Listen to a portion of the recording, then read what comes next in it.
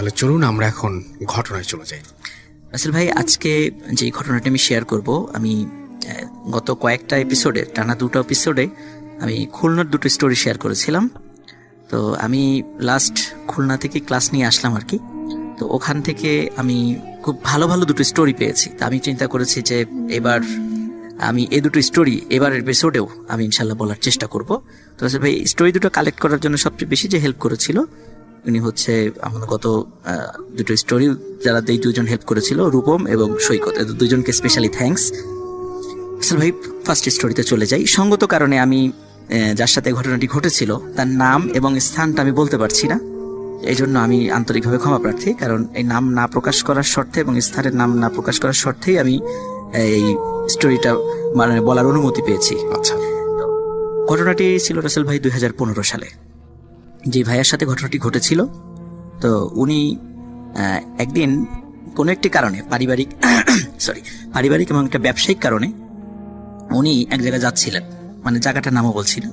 উনি যাচ্ছিলেন, কিন্তু হঠাৎ করে রাস্তায় মানে মোড় ঘোরার সময় উনি একটি মিনি বাস এবং একটি অটোরিকশা টাইপের একটি গাড়ির সঙ্গে মানে একটু মানে চাপার মধ্যে পড়ে যান এবং বেশ খুব মানে আহত হন উনি। ওনার মাথায় আঘাত লাগে, শরীরের বিভিন্ন মানে অংশে আঘাত লাগে এবং আঘাত লাগার পর স্থানীয় যারা ওনাকে গুরুতর আহত অবস্থায় উদ্ধার করে, তারা দ্রুত একটি রিনাউন্ড একটা হসপিটালে তাকে মানে হসপিটালাইজড করেন এবং তাকে জরুরি বিভাগে নিয়ে যান।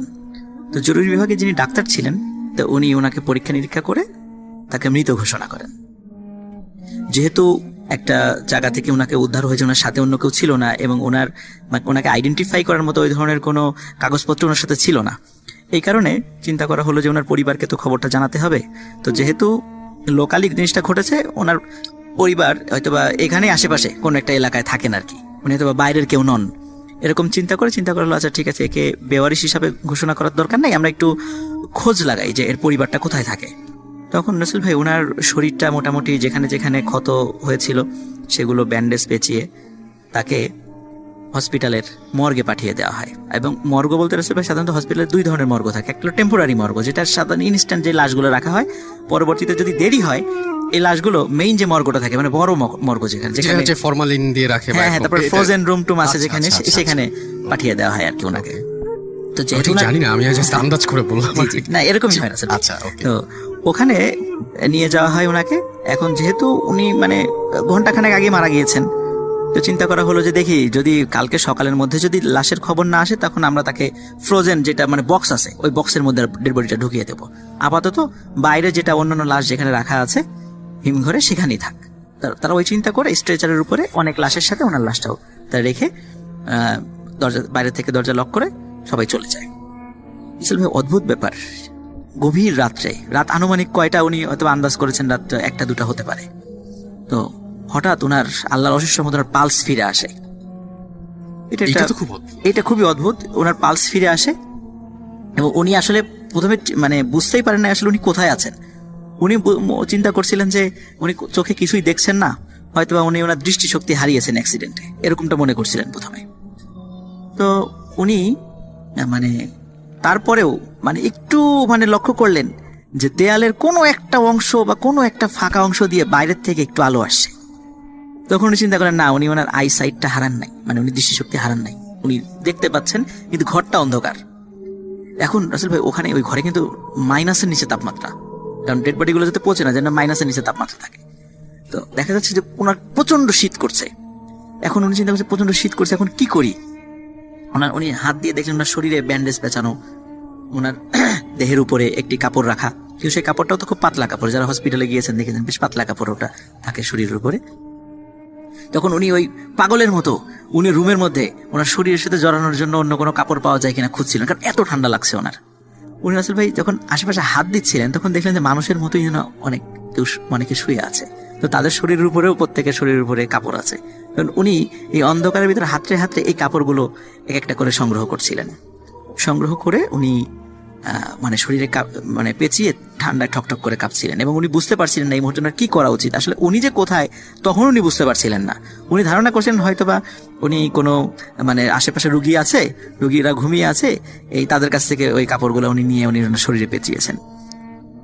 হঠাৎ রাসেল ভাই অন্ধকারের মধ্যে পাশ থেকে কেউ একজন বলে ওঠে যে কি ভাই খুব ঠান্ডা লাগছে? তখন উনি চমকে ওঠেন যে হ্যাঁ খুব ঠান্ডা তো লাগছে, আপনি কে? বলে আমি এখানকারই একজন। তো তাহলে লাইট জ্বালান, আমি তো অন্ধকারে কিছুই দেখতে পাচ্ছি না। কথা বলবেন দাঁড়ান আমি লাইটটা জ্বালাচ্ছি। সত্যি রাসেল ভাই লাইটটা জ্বালায় একজন লোক, একজন স্বাভাবিক একজন লোক লাইটটা জ্বালায়। লাইটটা জ্বালানোর পরে উনি দেখেন যে আশেপাশে যা আছে সবাই মৃত। কেউ অ্যাক্সিডেন্টে মারা গিয়েছে, কেউ সুইসাইড করেছে, হয়তো বা পোস্টমর্টেম করার পরে রেখে দিয়েছে, সকালে হয়তো বা দেহ বুঝিয়ে দেবে, বা বেওয়ারিশ লাশ এখনো কবর দিতে পারে নাই বা পরের দিন কবর দেবে, এরকম লাশগুলো ওখানে অনেকগুলো লাশ সেখানে রাখা আছে। তো এইভাবে একের পর এক লাশের সাথে পরিচয় করিয়ে দিচ্ছে যে এই লোকটা এইভাবে মারা গিয়েছে, এই লোকটা এইভাবে মারা গিয়েছে, এভাবে এভাবে প্রত্যেকটা লাশের সাথে পরিচয় করিয়ে দিচ্ছে। এর মধ্যে রাসেল ভাই একটা লাশ পাশে রাখা ছিল। পরে বলছে যে এই লাশটা আজকে আজকে মানে বিকালের দিকে অ্যাক্সিডেন্টে মারা গিয়েছে। তখন অন্যান্য লাশগুলোর মানে যেগুলো মানে কাপড় দিয়ে ঢাকা ছিল, উনি তো কিছু কাপড় নিজের শরীরে পেঁচিয়েছিলেন, অন্যান্য যেগুলো ঢাকা ছিল প্রত্যেকটা লাশের উপর থেকে কাপড়টা সরিয়ে দেখছিলেন যে মানে কার লাশ কি উনি দেখছিলেন, কিন্তু ওই লাশের উপর থেকে ওই ব্যক্তি কাপড়টা সরাচ্ছিল না। তখন উনি নিজেই আগ্রহী হয়ে ওই কাপড়টা সরানোর পরে বলছে যে দেখে যে যে লাশটি শোয়ানো এটা আসলে ওনারই লাশ। তো এটা দেখে উনি এতটা ভয় পান যে উনি আর ওনার সেন্স রাখতে পারেন নাই। উনি সাথে সাথে মানে মানে সেন্সলেস হয়ে পড়ে যান ওখানে। এরপরে ওনার সেন্স ফিরে আসে, তখনও অন্ধকার, মানে রুম অন্ধকার, উনি নিচে পড়ে আছেন। তো উনি কিছুটা মনে করতে পারছিলেন যে একটু আগে কি ঘটনা করছে, এবং উনি ফিল করছিলেন আশেপাশ থেকে কেউ ওনার শরীরে হাত দিচ্ছে অন্ধকারের মধ্যে, এবং প্রচন্ড ভয় পাচ্ছিলেন, প্রচন্ড চিৎকার করতে পারছিলেন না। এর পেছনে কারণ হলো ভাই মাইনাসের নিচে তাপমাত্রা। সাধারণত আমরা দেখি শীতকালে অনেক মানে যখন বাইরে প্রচন্ড শীতের মানে আমরা ঘরে ঢুকি বাইরের প্রচন্ড ঠান্ডা থেকে, অনেক সময় দেখা যায় আমরা কথাগুলো মুখের কথাগুলো জড়িয়ে যাচ্ছে, ঠিক ভালো করে উচ্চারণ করতে পারি না। উনি সারা রাত ওই ঠান্ডার মধ্যে থাকার কারণে উনি ওই কথাগুলো জড়িয়ে যাচ্ছেন। উনি মানে যারা বোবা আর কি, তারা যেভাবে শব্দ আ করে শব্দ করে উনি ঠিক ওইভাবে শব্দ করতে পারছেন, মানে উনি আর কথা বলতে পারছিলেন না। আর ওই অন্ধকারের মধ্যে কেউ ওনার শরীরে হাত দিচ্ছিল, কেউ মাথায় হাত দিচ্ছে, উনি ফিল করছিলেন যে আমার শরীরে হাত দিচ্ছে। উনি চিৎকার করার চেষ্টা করছিলেন, কিন্তু চিৎকার করার চেষ্টা করতে উনি আবার সেন্সলেস হয়ে যান। পরে যখন রাসেল ভাই সকালের দিকে ওই যে যিনি ডোম, যে মেইন যে ডোম, উনি আসেন ওই দরজাটা খুলে ভিতরে ঢুকবে আর কি। তো যখনই দরজাটা খুলে মানে ভিতরে ঢুকেছে ওই ডোমটা, তখন ওই আলো যখন ওনার চোখে পড়েছে, আবার ওনার সেন্স ফিরে আসছে। উনি আলো আসার সাথে সাথে উনি দৌড়িয়ে ওই ডোমের কাছে যাওয়ার চেষ্টা করেছে, এবং উনি যে কি ভয় পেয়েছেন সেটা বলার চেষ্টা করছিল আর কি।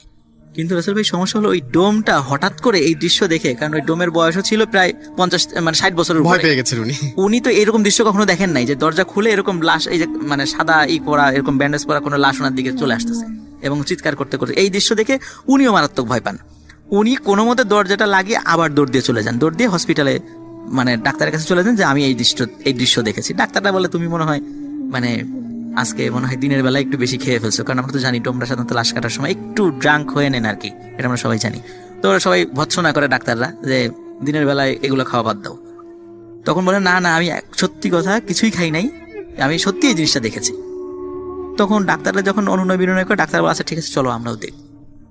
তখন এক দুইজন ডাক্তার যায়, সত্যি দরজা খোলার পরে যখন আবার দরজা খুলেছে, তখন ওই ভাই আবার ওনার দিকে চলে আসছে যে আমাকে বাঁচান, এটা বলার চেষ্টা করছে কিন্তু বলতে পারছে না। ওনার তো মানে ওই ঠান্ডার কারণে উনি কথা বলতে পারছিলেন না। আচ্ছা, ডাক্তাররা এটা দেখে মারাত্মক ভয় পান। ভয় পাওয়ার পর তখন ওনারা আবার দরজা লক করে চলে যান। ওনারা আবার অন্যদেরকে বলে যে এই ঘটনা।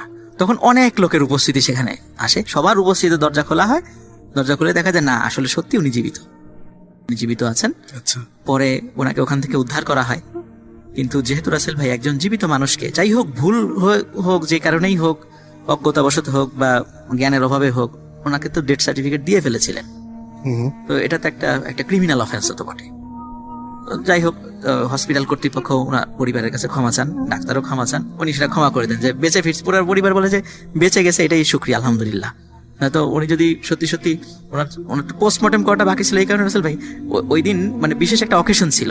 দেখুন ডাক্তাররা রাতের বেলা চলে গেছিল বাসায়, বলছে যে এটা পোস্টমর্টেম পরে করব, সকালে করব।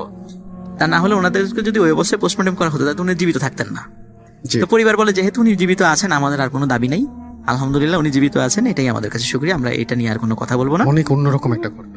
তো এরপর রাসেল ভাই উনি এখন কিন্তু দিব্যি স্বাভাবিক মানুষ, এখনো বেঁচে আছেন? এখনো বেঁচে আছেন। আমি আমি মানে গিয়েছিলাম সেখানে, আচ্ছা। আমি নিজে দেখে আসছি। কিন্তু রাসেল ভাই ওই হসপিটাল এবং বেশ ওনার নাম বেশ কয়েকটা জিনিস না প্রকাশ করার শর্তে উনি না, সেটা এটা, তো অবশ্যই। কারণ যেহেতু উনি হসপিটালের সাথে একটা মিউচুয়াল করে ফেলেছেন, উনি রাজি হয়েছেন সেটা, উনি চাচ্ছিলেন না যে ওই হসপিটালের নাম বা ডাক্তার বা এই সমস্ত বিষয় জানাজানি হোক, কারণ যেহেতু উনি বলে ফেলেছেন উনি বেঁচে আছেন, এটাই শুকরিয়া, উনি এগুলা নিয়ে বেশি একটা কথা বলতেও রাজি না। তো এই আমি ঘটনাটি ইনশাল্লাহ আল্লাহর অশেষ রহমতে কালেক্ট করতে পেরেছি। আমার মনে হয় রাসেল ভাই আমি এ যাবৎ কাল পর্যন্ত যতগুলো ঘটনা সংগ্রহ করেছি, তো এই ঘটনাটা মানে আমি এই প্রথম মানে মানে মৃত থেকে জীবিত হয়েছেন এইরকম কোন ব্যক্তির দর্শন বা এইরকমের কোনো ঘটনা আমার মনে পড়ে যে এইটাই আমরা ওনাকে ফার্স্ট। আনতে পারি না কোনো একদিনের জন্য, উনি হয়তো সবকিছু মানে না বলেই আমাদের সাথে কিছু আমি রাসেল ভাই চেষ্টা করবো নেক্সটে আমি খুব ভালো ওইদিকে হয় গেলে কিন্তু। আমি চেষ্টা করবো জি। ওনাকে বুঝিয়ে নিয়ে আসার জন্য। জি জি জি। যদি আসেন আমার মনে হয় আরেকটু ভালো হবে। ওনাকে আমি চেষ্টাও মানে এটাও করার চেষ্টা করেছিলাম যে আপনি অ্যাটলিস্ট আমি যে গল্পটা বলবো আপনি একটু ফোনে একটু লিসেনারদের সাথে আসতে না পারেন, তা উনি এতেও আসলে মানে বিব্রত অতটা বোধ রাজি না, করেছেন। বিব্রত বোধ করেছেন। তারপর আসলে আমি চেষ্টা করবো নেক্সটে, আমি চেষ্টা একটু করবো বলেন, ওনাকে যেন। তারপরে আমরা কথা বলবো, আমরা যাবো, আমরা যে তার সাথে একটু কথা বলে আসবো। জি জি তারপরে অবশ্যই, আমরা আমি যাবো। আমি অবশ্যই মানে সর্বোচ্চ চেষ্টা করবো উনি ওনাকে যদি যেন। আসতে যদি সমস্যা হয় তাহলে আমরা গিয়ে তার কাছ থেকে ঘটনাটা কালেক্ট করবো। জি জি অবশ্যই অবশ্যই ঠিক আমি আছে? চেষ্টা করবো ইনশাআল্লাহ। Thank you Thank so you, much. Rasel ভাই, এটা ছিল আমার first one of the story. Best story. ঘটনায় যাব, তো চলে যাই আমরা ঘটনায়। আসলে ঘটনায় যাওয়ার আগে আমি একটু কিছু অডিও জি, ক্লিপও শুনলাম আসলে। জি আমি আপনাকে শোনালাম।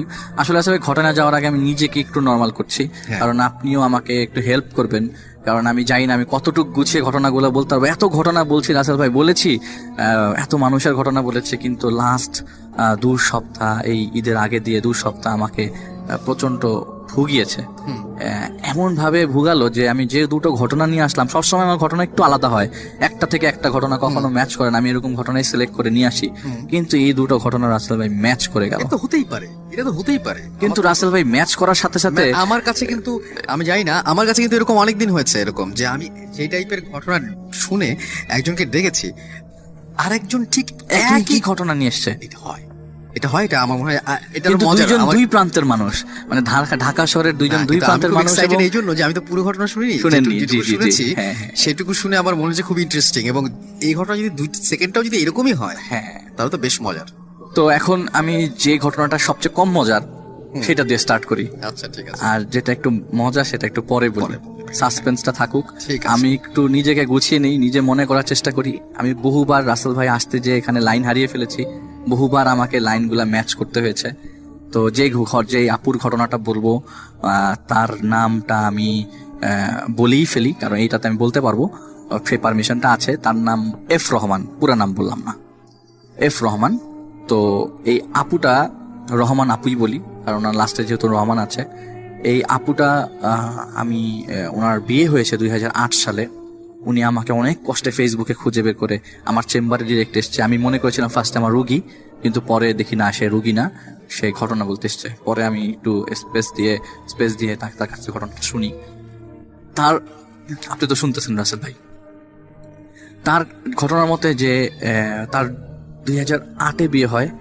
8-এর বিয়ের পর থেকে তার সাথে কিছু হালকা অ্যাবনর্মাল কিছু ঘটে। পর্দাটা চাপানো ছিল, পর্দাটা খোলা, জানালাটা বন্ধ করা ছিল, জানালাটা খোলা। এগুলি সে কখনোই পাত্তা দিত না। ইভেন এগুলোকে সে অন্যভাবেই নিত। হয়তো সে ঘুমিয়ে আছে, জানালাটাকে খুলে গেছে। একটা সময় তার হাজবেন্ড ইউএসএ চলে যায় স্কলারশিপ নিয়ে। তো তার বাসা মিরপুরে। তো তাদের বাসাটা হচ্ছে 6 তলা, তিনি শ্বশুর বাড়িতেই থাকতেন। তার মা, পরে বলছি তার মার কথা, তার শ্বশুর শাশুড়ি এবং তিনি ওই বাসায় থাকতেন। এই 6 তলা বাসার মধ্যে 6 তলাটাই অর্ধেক ছাদের সাথে অ্যাটাচড, আর বাকি 5 তলাতে ভাড়া দেওয়া। খালি দোতলায় তার শ্বশুর শাশুড়ি থাকতো, এক পাশে একটা ইউনিটে, আরেকটা ইউনিট ভাড়া দেওয়া। তো তাদের এটা অনেক আগেরই প্ল্যান যে যখন তার হাজবেন্ড আসবে তো তারা 6 তলায় চলে যাবে। তো এরকম তার হাজবেন্ড চলে যাওয়ার পর শ্বশুর শাশুড়ির সাথে সে দোতলায় থাকে। ঘটনা ঘটে 2013 সালের এপ্রিল মাসে। আমি একটু মনে করার চিন্তা করি, 2013 সালের এপ্রিল মাসে ঘটনাটা ঘটে। সেদিন সে সন্ধ্যার পর শুয়েছিল, শোয়া অবস্থায় ওই রুমের দরজা, সে তার শ্বশুর শাশুড়ি থাকে, তার শ্বশুরের অন্য রুমে ছিল। তো শুয়ে থাকা অবস্থায় সে চিন্তা মানে ঘুমন্ত অবস্থায় তার ঘুমটা ভাঙে এরকম যে তার খাটটাকে জানি দোলনার মতো দোলাচ্ছে। এই দোলনাটা খুব নর্মাল দোলনা না, মনে হয় যে মানে ওই যে আপনার শিশু পার্কে যেসব উপর থেকে ছেড়ে দেয় এরকম টাইপের, যে এরকম টাইপের যে এক পাশ থেকে এক পাশে চলে যাচ্ছে। তার কাছে মনে হতে থাকে যে না, এইটা হয়তো কোনো আমার ঘুমের মধ্যে অনেকের মাথা ঘোরায়, মনে হয় যে হাতটা ঘুরতেছে নড়তেছে। কিন্তু সাথে চোখ খোলার পর পচা গন্ধ, রাসেল ভাই, পচা গন্ধ, বিকট পচা গন্ধ। চোখ খোলার পর তিনি দেখেন লাইট রুমের জ্বালানো, তার খাটের সামনে একটা মহিলা বসে আছে। সেই মহিলা দুইটা মরা বাচ্চা নিয়ে বসে আছে। এই দুইটা মরা বাচ্চার থেকে বিকট গন্ধ আসছে। এই দুইটা মরা বাচ্চার রক্ত বেড ভিজে গেছে, বেডের মধ্যে রক্তগুলো ছড়ে ছিটায় আছে। আর এই মহিলাটা তার নাকের সামনে চলে আসলো হঠাৎ করে। সে শুয়ে এক থেকে ধরপড় করে উঠে গেল। উঠে যাওয়ার পরে দেখলো যে সে তার নাকের সামনে এসে বলে, তোকে যে ক্ষতি করতে চায় সে ক্ষতি করতে পারবে না। এটা বলার পর উনি একটা চিৎকার দিল। ওই মহিলাটা ওই দুইটা বাচ্চা তার বেডের থেকে, যেভাবে ছোট বাচ্চাদের উঠায় না, উঠিয়ে জানালা দিয়ে বেরিয়ে চলে গেল। পর্দাটা নড়ছে আর তিনি এক চিৎকার দিল। তার শ্বশুর শাশুড়ি নক করলো, বাড়ির ভিতর থেকে লক করা ছিল। শ্বশুর শাশুড়ি নক করলো, নক করার পর বললো যে এরকম তোমার কি হলো? বললো যে না না বাবা, আমি এই মানে আমার ঘুম ভেঙে গেছে, তো আমি স্বপ্ন দেখছি।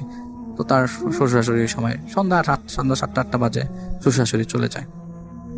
কিন্তু তাকে এটা পোহাতে থাকে, তাকে এমনভাবে পোহাতে থাকে যে এরকম ঘটনা তো তার সাথে কখনো ঘটে নাই। এবং যে এতদিন ঘটলো, সে এক মিনিটের মধ্যে সব কিছু জোড়া দিয়ে দিল যে হয়তো এগুলিরই কোনো একটা অ্যাটাচমেন্ট ছিল। জানালাটা খোলা, জানালাটা বন্ধ ছিল, জানালাটা খুলে গেল, পর্দার আড়াল থেকে সেই জিনিসটা চলে গেল। এই পটকা গন্ধটা রেখে গেল। গন্ধটা রুমের মধ্যে একদম বিকট। 2-3 দিনের মধ্যে ঠিক হয়ে গেল। এপ্রিল শেষ করে মে মাস আসলো। মে মাসে তার হাজবেন্ড বাংলাদেশে আসলো। বাংলাদেশে আসার পরে এর মধ্যে হাজবেন্ড আসার সাথে সাথে খুব ধরনের ঝামেলা যে শুরু হয়ে গেছে তা না। হাজবেন্ড আসার পর তারা ডিসাইড করলো যে তারা 6 তলায় চলে যাবে। 6 তলায় তারা চলে গেল। 6 তলায় চলে যাওয়ার পরে এইটা হচ্ছে স্পেসিফিক, যেদিন সে ফিল করে যে না, শি ইজ ইন ডেঞ্জার। এটা তার হাজবেন্ড বাংলাদেশে ঢাকা শহরে একটা হসপিটালে চাকরি করে। তার হাজবেন্ড আসলে হেলথ নিয়ে পড়াশোনা করতে ইউএসএ গেছিল। He is not a doctor, but health নিয়ে পড়াশোনা করতে গিয়েছিল। বাংলাদেশে আসার পরে তিনি একটা হেলথ সেক্টরের জবে ঢোকে এবং ইউএসএ তার ফ্রেন্ডের সাথে একটা বিজনেস কন্টিনিউ করার কারণে রাত্রেবেলা 10টা থেকে 3টা পর্যন্ত ইউএসএ টাইমের সাথে ম্যাচ করে সে ছোট বিজনেস করতো সে। আচ্ছা, তো 10টা থেকে 3টা পর্যন্ত তার হাজবেন্ড সজাগ থাকতো। তো সেদিন মে মাসের সেই দিনটার কথা তার মনে নাই, কিন্তু সেদিন হঠাৎ করে সে বললো যে তার হাজবেন্ডকে বললো যে তুমি কাজ করো, আমি ঘুমালাম। তার হাজবেন্ড তার পাশেই ল্যাপটপ নিয়ে বসে আছে। খুব সিম্পল রাসেল ভাই, এখানে কিছুই হওয়ার কথা না। হঠাৎ করে তার তন্দ্রার মতো আসলো। তন্দ্রার মতো আসা অবস্থায় সে বাম কাত হয়ে শুয়েছিল এবং তার চোখটা ছিল তাদের এন্ট্রান্সের দরজার দিকে, রুমের ঢোকার দরজার দিকে। তো ওই ছাদের ওই অর্ধেক পোর্শনটাতে তার সাথে কেউ থাকতো না। তার হাজবেন্ড আর সে, রান্না বান্না হতো সব নিচতলায়, খাওয়া দাওয়া নিচতলায় হতো, দোতলাই হতো আর কি। তারা জয়েন্ট ফ্যামিলি, কিন্তু আলাদা ফ্ল্যাট নিয়ে থাকতো সে আর তার হাজবেন্ড। হঠাৎ করে দেখলো, ভাই রাসেল ভাই কিভাবে বলো যে এই মানে গরিব মিসকিনরা যখন একটু, বা ওই যে দুর্যোগপূর্ণ এলাকায় যখন ছোট মানে অনেক মানুষ যদি একটা সিম্পল জিনিস দেখার পর যেরকম পাগল হয়ে যায়, 4-5 জন লোক দরজার পাশ দিয়ে খাবলি করছে ভেতরে ঢোকার জন্য। মানে এমন সময় তিনি দেখে যে তিনি ক্ষুধার্ত মানুষের জন্য তাকে এরকম দরজা খুলতে পারছে না। দরজাটা একজন ধরে আছে। কে ধরে আছে রাসেল ভাই দরজাটা? আপনার কি মনে হয় দরজাটা কে ধরে থাকতে পারে? সে কি দেখছে? দরজাটা কেউ একজন ধরে আছে, বাসার কেউ। সে নিজে ধরে আছে, সে শুয়ে দেখছে। সে নিজের ঘরে দেখতে পাচ্ছে। হ্যাঁ, নিজের দরজা ধরে আছে, সে আটকে রাখছে দরজাটা।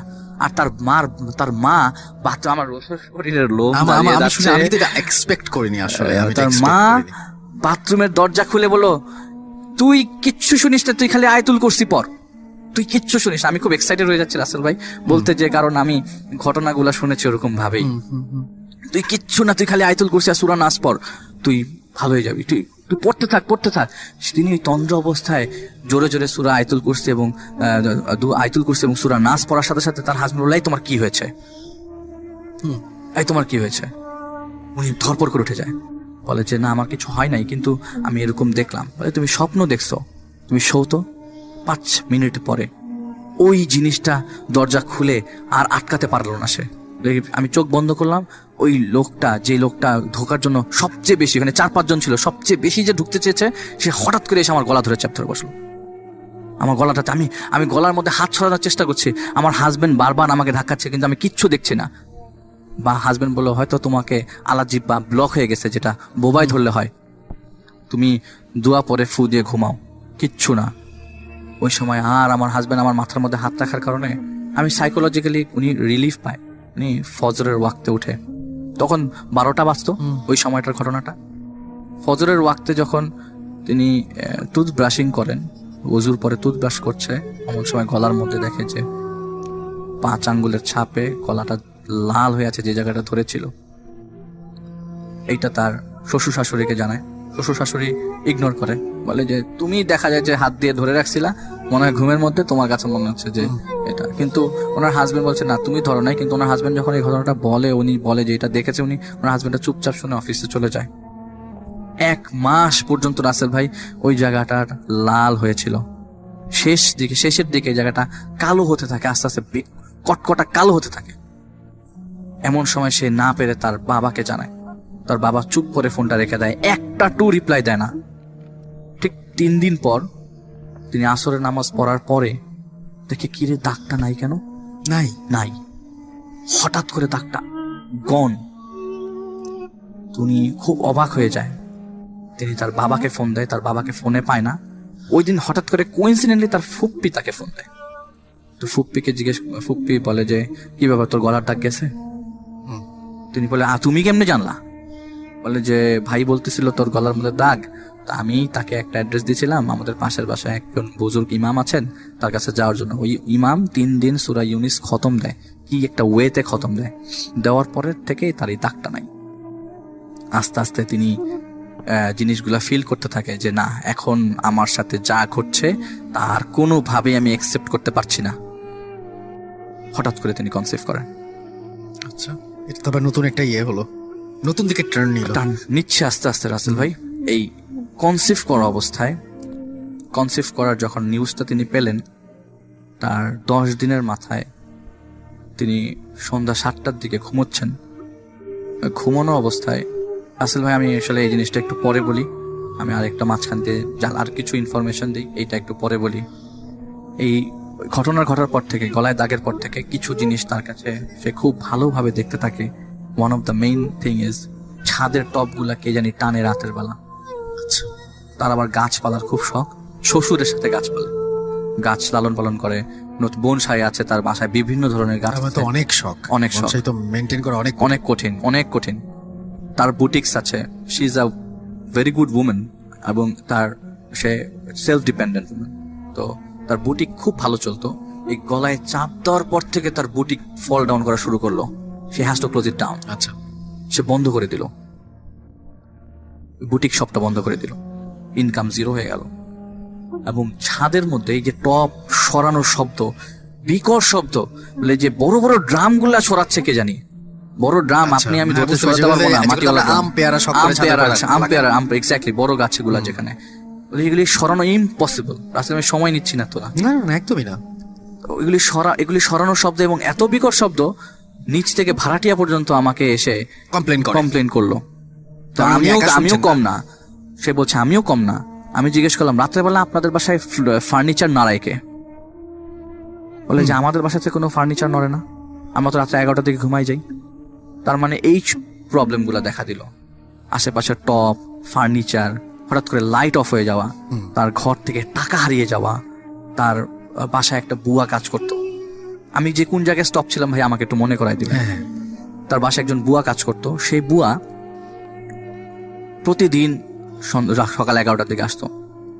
তো সে 11টার আগেই থেকে সকাল 7টার থেকেই এই ভাবি এই শব্দ পেত।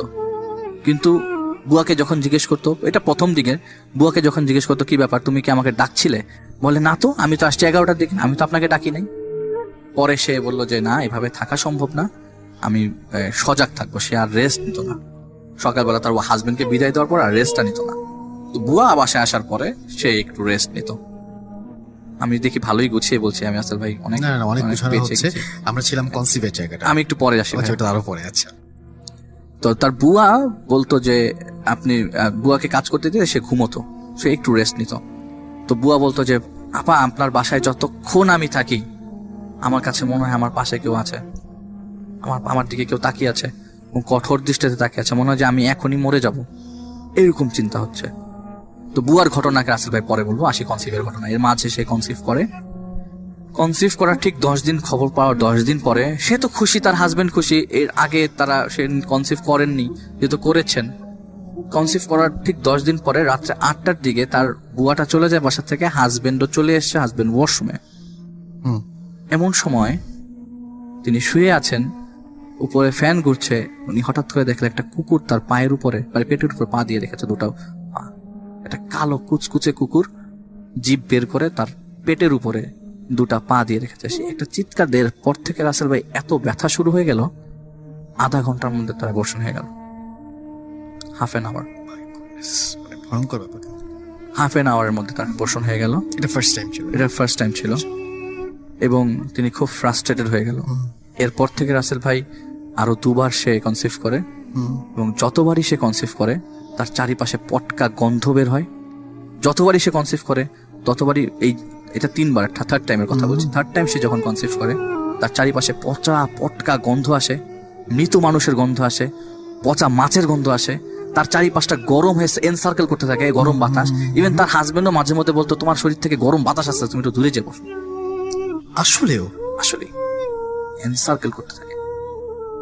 আর যখনই কনসিভ করার এই কন্ডিশনটা আসে, একটা কুকুর তার পেটের উপর দুটা পা দিয়ে রাখে, রাসেল ভাই ওই সময় সে অ্যাবর্শন করে ফেলছে। এত ব্যথা তার কখনোই হয় না, এই ব্যথাটা হয় হচ্ছে শুধুমাত্র কনসিভ করার সময়, অ্যাবর্শন হওয়ার সময়। এই মিলে সে 6বার অ্যাবর্শন হয়েছে। এরপর থেকে আর কনসিভ করে না। পরবর্তী সময়ে সে বলল যে না, আমি 6 তলায় আর থাকবো না, আমি দোতলায় চলে আসবো। তো দোতলায় আসার সময় সে একজন হুজুরের শরণাপন্ন হয়। সেই হুজুরটা খুব আহামরি কাজ করেছে তার জন্য রাসেল ভাই, তিনি যে থ্যাঙ্কফুল যে বা কিছু তাও না।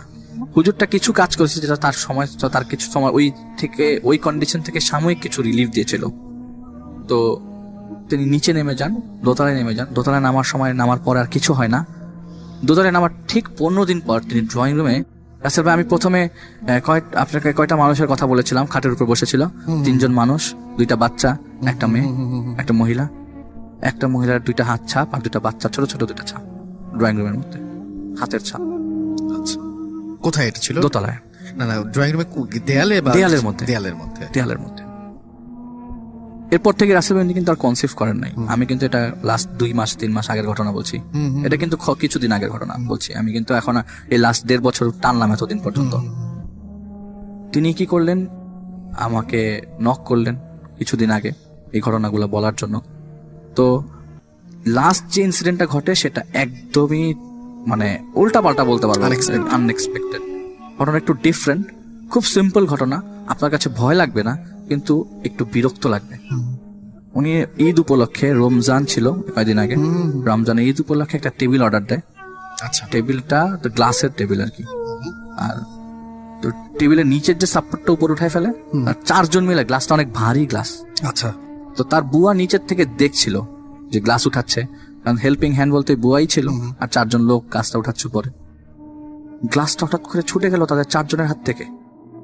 ছুটে যে গ্লাসটা পড়ার কথা ছিল বুয়ার শরীরের উপরে, গ্লাসটা কি করলো, ডান পাশে কাত হয়ে গিয়ে পিছনে যে বুয়ার পায়ের লিগামেন্ট কেটে দিল। ওখান থেকে সিভিয়ার ব্লিডিং। বুয়াকে হসপিটালে নিয়ে গেল। হসপিটালে নেওয়ার পর ডাক্তার লিগামেন্ট ঠিকই জোড়া দিয়েছে, লাস্ট 1 মাস ধরে হাঁটতে পারছে না বেচারি, একদমই হাঁটা চলাফেরা বন্ধ। আপনি বলছিলেন যে বুয়ার কথা পরে আসবো। বুয়ার কথা পড়া বলে যে এই গ্লাস কখনো ঘোরার গ্লাস না, এই গ্লাস ঘুরলে বুয়ার সামনে পড়তো, বুয়ার উপরে পড়তো, এই গ্লাসটা বুয়ার পিছন দিয়ে ঘুরে গেল, এটা সম্ভব না ঘোরা। উনি ফ্রাস্ট্রেটেড, উনি ডিপ্রেসড। উনি ঘটনা জানার আদলে ওনার বাবাকে নক করলো যে কেন আমার সাথে এরকম ঘটছে। আমি এন্ডিং এ চলে আসছি রাসেল ভাই, আপনি তো রিলিফ পাবেন একটু। তার মানে ভালো কিছু আসতেছে এন্ডিং। মানে এন্ডিংটা আপনি জেনলে মানে আপনার কাছে ডিফারেন্ট লাগতে পারে যে এন্ডিংটা কি। এন্ডিংটা এরকম যে ওনার বাবা বলে যে ওনার সাথে ওনার বিয়ের কথা ছিল ওনার আপন ফুফাতো ভাই, আচ্ছা আচ্ছা, ব্ল্যাক সেই- magic. It's a case of black magic. ও আচ্ছা, ওনার ফুফাতো ভাই, ওনার ফুপ্পি ওনাকে ছোটবেলা থেকেই চেয়েছিল, কিন্তু ওনার মা 2009 সালে মারা যায়। বলেছিলাম মা বারান্দার, আপনারা কেউ জিজ্ঞেস করেন নাই মা কোথা থেকে আসলো। মা কিন্তু রাসেল ভাই মারা গেছে 2009 সালে। উনি ওই তন্ত্র অবস্থায় ওনার মাকে দেখছে, এই তুই আইতুল কুরসি পর। আচ্ছা, আমার কাছে বেঁচে আছেন মনে হয়। না, উনি মারা গেছেন। আচ্ছা, তো ওনার মা চাইনি ওনার ফুফাতো ভাইয়ের সাথে ওনার বিয়ে হোক, আর ওনার বাবাও চাইনি যে আত্মীয় স্বজনের মধ্যে কিসের বিয়ে। তারা একটা ডাঁট মেরে ওই ছেলেটা স্টিল আনম্যারিড, এবং তার ফুপ্পিও এবং তার ফুফাতো ভাই তো এটা তিনি খবর পেয়েছেন যে তারা হয়তো তাকে ব্ল্যাক ম্যাজিক করছে। এবং ছোট্ট একটা ইনফরমেশন দিই, ওই যে হুজুরটার কথা বললাম যার শরণাপন্ন হয়েছিল, যে খুব ছোট কিছু উপকার করেছিল। ছোট কিছু উপর করেছে, কিছু ইনফরমেশন দিয়েছে, তার সাথে 25টা জিন থাকতো প্রতিদিন। জিন চালান দিয়ে রেখেছিল 25টা জিন, এবং তার এর সাথে এনসার্কার করে 3টা জিন থাকতো সবসময়। স্টিল নাও আছে এখনো পর্যন্ত। তিনি কনসিভ করেও পারছেন না, চেষ্টা করেও পারছেন না, ডাক্তারের কাছে যাচ্ছেন। এটা কিন্তু রাসেল ভাই একটা বিশাল বড় প্যাথেটিক। আপনার হাজবেন্ড তাকে পূর্ণ সাপোর্ট দিচ্ছে, সব দিক থেকে সাপোর্ট দিচ্ছে, কিন্তু সে আসলে মেন্টালি কোনো সাপোর্ট পাচ্ছেন না। এইটা ছিল ঘটনা রাসেল ভাই। It will going on. আমি আজকে এতটুকু হল করে দিচ্ছি। তার মানে তো হচ্ছে, মানে আপডেট পেলে তো আমরা আপনার কাছ থেকে আবার জানতে পারবো। আমি চাইলে এখনই ফোন দিয়ে তার কাছ থেকে আপডেট নিতে পারি, কিন্তু তার মানে প্রতি মুহূর্তে কিছু না কিছু ঘটছে। ঘটছে রাসেল ভাই, My মুহূর্তেই goodness. ঘটছে, প্রতি মুহূর্তেই ঘটছে। এমনি যখন চোখ বন্ধ করে তার মনে হয় যে এই চোখটা বন্ধ করলাম, হঠাৎ করে আমি যদি চোখ না খুলি। এইরকম একটা ঘটনা আরেকটা নিয়ে আসছি ইনশাআল্লাহ সামনে। ওকে, থ্যাংক ইউ ভেরি মাচ। জি বাবা, আসসালামু আলাইকুম। ওয়ালাইকুম আসসালাম রাসুল ভাই। আমি কাহিনীতে চলে যাব সরাসরি।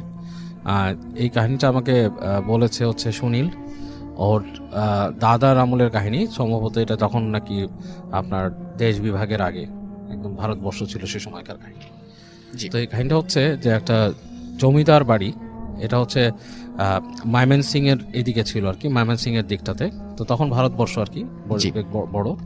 এবং যে কাহিনী বলেছে তার দাদা সেই সময় ওই তাদের জমিদারি প্রথাটা উঠে যাচ্ছে আর কি, তখন উঠে গেছে এবং সম্পত্তি ভাগ হয়েছে। তো এরকম সময় তার দাদা শহরে ছিল আর কি, কলকাতায় ছিল। তার দাদার ডাক পড়ে আর কি, যে বলে যে তোমার সম্পত্তির এটা ভাগাভাগি করে তুমি তোমার যা যা আসে সেগুলো নিয়ে যাও আর কি। তো ওর ফ্যামিলিতে দুঃসম্পর্কের কিছু আত্মীয় ছিল এবং ওর দাদা ছিল আর কি সেখানে, সেই ইসে আর কি। তো শুনলে দাদা যখন নাকি ময়মনসিংহে আসে, তার কলকাতার জব ছেড়ে, চাকরি ছেড়ে, তিনি চাকরি করতেন আর কি। তো সেই সময়টা আর কি ওই জায়গাটা আর কি বেশ পাহাড়ি টাইপের ছিল, মানে খুব বেশি মানে মানে একটু জঙ্গল ঘেরা, পাহাড় টাহাড় আছে এবং মানে বেশ বন্য পরিবেশ আর কি। এর মধ্যেই তার পূর্বপুরুষদের জমিদারি ছিল এবং তারা ছিলেন বেশ অত্যাচারী টাইপের আর কি, অত্যাচারী টাইপের। এবং পরবর্তীতে আর কি তারা মানে যিনি লাস্ট চলে যান আর কি এবং তার হিসাবটা করে যান, জি। তিনিও আর কি বেশ মানুষের রোষানলেই পড়েন আর কি, এরকম একটা অবস্থা ছিল। এবং অতীতে কিছু তাদের ফ্যামিলির কিছু মানুষকে মানুষ মেরেও ফেলছে, জি। এরকম কিছু। যাই হোক, শুনলে দাদা যখন ওখানে যায় তখন যে দেখে যে পরিবেশটা মোটামুটি, তখন আর জমিদারির ব্যাপারটা নেই ওখানে। তবে তার যে উকিল তিনি এবং তাদের যে ম্যানেজার ছিলেন তিনি ওই বাড়িটাতে তাকে নিয়ে যান আর কি, নিয়ে যে ওখানে রাখেন, দেখান বাড়িটা, বিশাল বাড়ি। এবং তার অন্যান্য যে জিনিসগুলো বুঝে নেওয়ার সেগুলো তাকে বোঝাতে থাকেন। এবং তার এক দুঃসম্পর্কের এক হয় আর কি, মানে যেটাকে বলে জেঠি বা সামথিং ছিল আর কি। তিনি তার সাথে সব কমিউনিকেশন অ্যান্ড সব কিছু মেনটেন করতেন, কারণ তারই নাকি আরও কিছু মানে মানে ওনার দাদার যে জেঠি আর কি, তারই নাকি আরও কিছু মানে প্রাপ্য ছিল কিছু অংশে, কি হিসাব কিতাবে আর কি। তো যাই হোক, তো ওনার সাথে ওনার কথাবার্তা বলা লাগে এসব ব্যাপারে। তো উনি ওখানে যাওয়ার পরে বেশ কিছুদিন কেটে যাওয়ার পরে ওনার যে বন্ধু, মানে ওর দাদার বন্ধু, শুনলে দাদার বন্ধু একটা চিঠি পায় ওর দাদার কাছ থেকে যে সে অসুস্থ আর কি। শুনলে দাদা যে সে অসুস্থ ছিল, জি। বেশ অসুস্থ হয়ে গেছে হঠাৎ করে। অসুস্থতার লক্ষণটা হচ্ছে, সে লিখছে তাকে চিঠিতে যে সে হঠাৎ করে জ্বালা পোড়া হয় তার, এবং তখন সে জ্বালা পোড়াটা এতটুকু হয়, শারীরিক জ্বালা পোড়া, সে কিছুই করতে পারে না, সে আপনার সব তার জ্ঞান হারিয়ে যায় আর কি, সে নিজের জ্ঞান থেকে বেরিয়ে যায়। জি। সে তার দাদার বন্ধুকে অনুরোধ করে তাকে ওখানে আসতে আর কি। তার দাদার যে ফ্রেন্ডটা থাকে সে খুব ক্লোজ একটা ফ্রেন্ড এবং তার সাথে অনেক কিছু শেয়ার করে, খুব ক্লোজ ফ্রেন্ড। তো সে তখন ওখান থেকে ইংল্যান্ডে যাওয়ার জন্য রেডি হচ্ছিল আর কি, বিদেশে যাবে পড়তে সেই সময়। তো সেই সময় অনেকে আইন বিষয়ে পড়াশোনা করতে যেত আর কি এরকম। তো যাই হোক, তো ওই বন্ধু যখন নাকি এই চিঠি পায়, চিঠি পেয়ে তখন চিন্তা ভাবনা করে সে চলে আসে এদিকে বিভিন্নভাবে আর কি। তার আসার বর্ণনা নাই দিলাম, আসার বর্ণনা দিছিল, বাট সেটা আমি নাই দিলাম। জি। তো বিভিন্নভাবে চলে আসে। আসার পরে সে যে তার বন্ধুর সাথে দেখে, বন্ধুকে দেখতে পায় যে সে একটা রুমে শুয়ে আছে, বেশ আগের থেকে বেশ শুকায় টুকায় গেছে, চোখের নিচে কালি পড়ছে। তো বলে, কি রে তুই এখানে আসলি, তোর মানে আরো সম্পদ পাবি, এটা সেটা কিছু ভালো কিছুর জন্য আসছিস, তোর এই অবস্থা কেন, তুই এখানে বিছনায় পড়ে গেলি? তো বলে যে ফ্রেন্ড, আসলে জিনিসটা হচ্ছে অন্যরকম। আমি এখানে আসার পর থেকে যে জিনিসটা আমি দেখি, প্রথম দিকে আমি যেটা দেখতাম সেটা হচ্ছে রাত্রেবেলা আমাকে কেউ ডাকতো রুমের বাইরে। মানে রাত হয়ে গেলে যখন সবাই ঘুমায় যেত, ঘর বাড়ি অন্ধকার, তখন মনে হতো কেউ আমাকে ডাকতেছে নাম ধরে। তো নাম ধরে যখন ডাকতো, তা আমি আস্তে আস্তে প্রথম, মানে সে তার কাহিনী বলতেছে যে প্রথম যখন আমাকে নাম ধরে কেউ ডাকে, তখন আমি মনে করছি যে এই বাড়িতে আর কেউ আছে যে নাকি বয়সে বড় এবং নারী কণ্ঠ আর কি। তো আমার জেঠি বা জেঠির কোনো পরিচিত কেউ, কিন্তু ডাকটা এমনভাবে দেবে কেন, ডাকটা একটু বিকৃত টাইপের, লাইক মানে মানুষ স্বাভাবিক গলায় ডাকলে যেরকম সেরকম না, সেরকম করে দরজায় একটা নক হতো এবং তাকে ডাক দিত। তো সে প্রথম দিনই ওখানে উঠে বলে যে কি ব্যাপার, কে, কোনো রেসপন্স পায় না। গেট খুলে বাইরে যায়, করিডোর দিয়ে নেমে যায় তাদের যে সিঁড়ি থাকে, সিঁড়ি দিয়ে হেঁটে নামে নিচে। নামার পর নিচতলাতেও দেখে কোনো শব্দ নেই, হুটহাট, মানে চারিদিক কেমন, মানে আপনার শুনশান নীরবতা, এবং মানে পুরো বাড়িটা মনে হচ্ছে খা খা করছে, কেউ নাই। তো প্রথম দিন এরকম সে দেখে উঠে আসে। এরপরে সে শব্দ শুনতে পায় তার জানলার নিচে, মনে হচ্ছে মানুষজন কথা বলছে। তো সে আপনার জানালার পর্দা সরায় নিচে উকি দেয়, উকি দিয়ে দেখে যে কিছু মানুষ মনে হচ্ছে যে আপনার ওখানে জটলা করছে। তো সে এটা দেখে, বাট কিউরিয়াসিটি মানে খুব একটা ফিল করে না। জি। চিন্তা করে যে এখানে এখন কি করব, নিচে কে আলোচনা করতেছে, কি করতেছে, আমি তো এখানে ইউজ টু না। তো যেটার থেকে সে প্রথম অসুস্থ হয় সেটা হচ্ছে, সে একদিন শুনতে পায় তার জেঠি, যে তার যে জেঠি যাকে ডাকছে জি। বাইরে এসে, এবং 2-3 বার করে ডাকছে। এবং ডাকার পরে সে ওই ডাকে সাড়া দেয়, সাড়া দিয়ে আপনার আস্তে করে গেটের বাইরে আসে।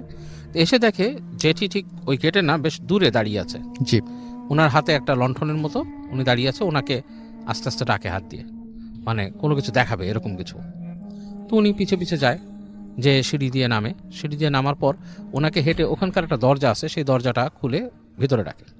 তো উনি দরজা খুলে ভিতরে যায়, দেখে সিঁড়ি নেমে গেছে, নিচের দিকে সিঁড়ি নেমে গেছে, এবং বেশ একটা মানে ইসের মতো করিডোর টাইপের সিঁড়ি, এবং ওই নিচে যে জেঠি দাঁড়িয়ে আছে লণ্ঠন নিয়ে, সেটার আলো জি। মানে কেঁপে কেঁপে আসছে উপরে, বেশ মানে একটা হরিবল একটা জিনিস। তো উনি তারপরে কিছু চিন্তা করে উনি পেছনে পেছনে যায়।